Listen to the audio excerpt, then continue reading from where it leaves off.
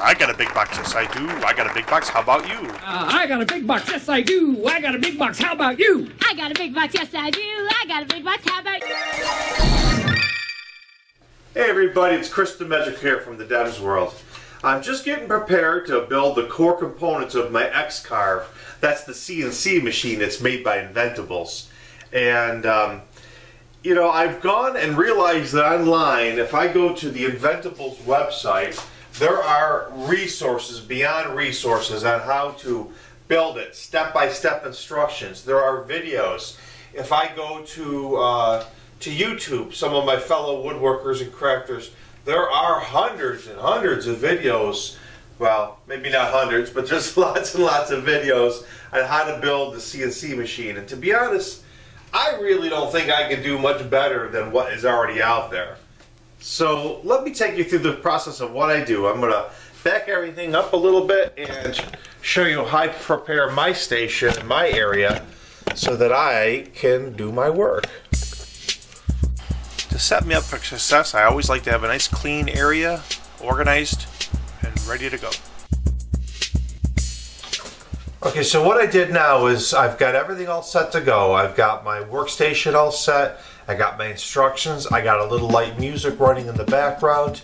And I've set the stage up so that I will have some success with what I'm doing. So now that it's laid out, I'm going to grab the X carriage and start right at the beginning. And I felt really good once I got everything all laid out and started working at it.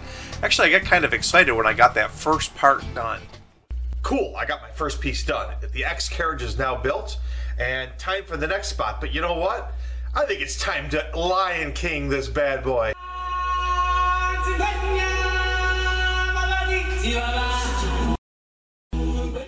Okay, well, on to the next thing.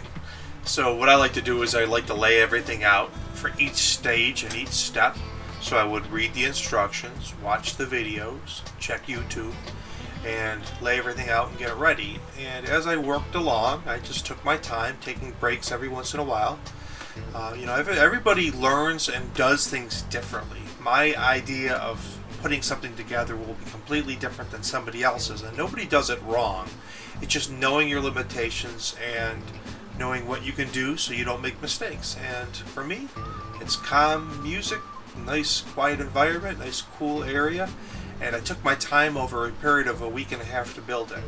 Now, I did come up with some neat ideas and some good solutions. I didn't take a lot of video. I really had to concentrate. Being dyslexic, it's kind of tough sometimes to learn something new, do something new, watch and record video. And so taking the photographs and snapshots were my best way of showing sort of my progress as I went around.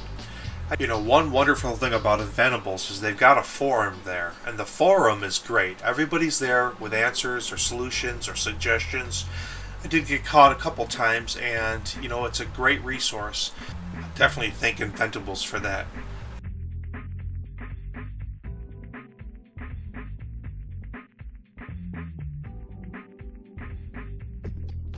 So as I needed to put the insertion nuts down the maker slide, I came up with a good idea. It's a use of some neodymium magnets and the fact that the slider is aluminum. So let's take a look.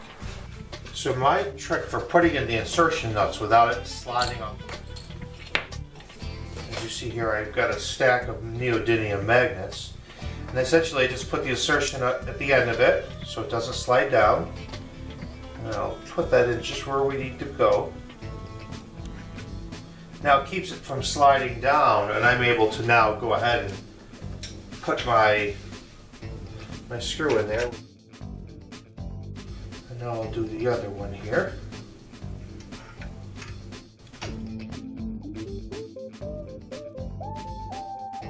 Sticking to that. There you go. So anyways, after laying out the electronics and getting all the wires wrapped nice, I decided to make the connection. I got everything all ready to set. I did my heat shrink and my wire wraps to make everything look nice. Did my attempt at soldering, which came pretty good. And there's everything all ready to go. I think I got it all laid out and ready for my first cut. So a couple weeks in the making, but it's ready to go. Now in a future video I'll do a little more comprehensive look at this the easel software that's made by Inventables. But basically what you'll do here is you're going to log in here, and once you sign in you can set up your material and you can set up the type of bit you're using. I tried a few different projects. This one I figured I'd film. They've got some basic fonts there, and I created a simple pattern. I actually just did the letter D of my last name.